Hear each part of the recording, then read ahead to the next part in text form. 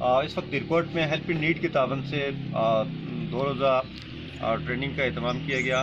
آپ دیکھ رہے ہیں کہ اس وقت جو بیز ہیں ایک فارمر نے خود اٹھائی ہوئی ہیں، ہمارے آس پاس جو ہے وہ چکر لگا رہی ہیں، لیکن ہمیں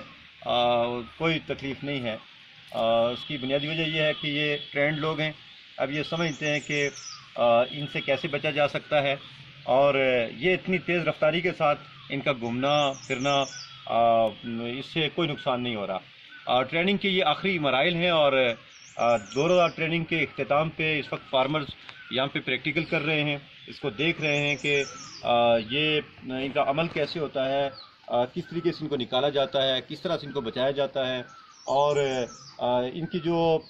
خصوصیات کے حوالے سے ہمارے ایک فارمر ہمیں بتا رہے تھے۔ اور اس ٹریننگ کے اختتام پہ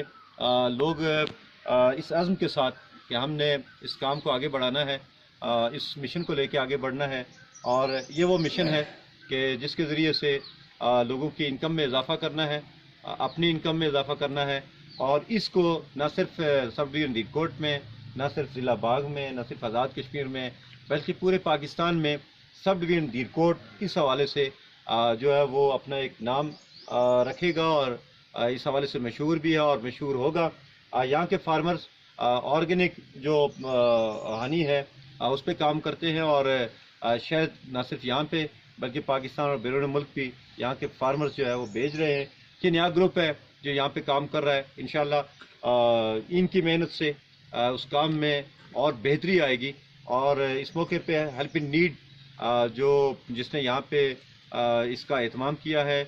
باکسز کا، ٹول کٹس کا، اس ٹریننگ کا، تو اس کے اثرات بھی اور ثمرات بھی انشاءاللہ ہم سمیٹیں گے۔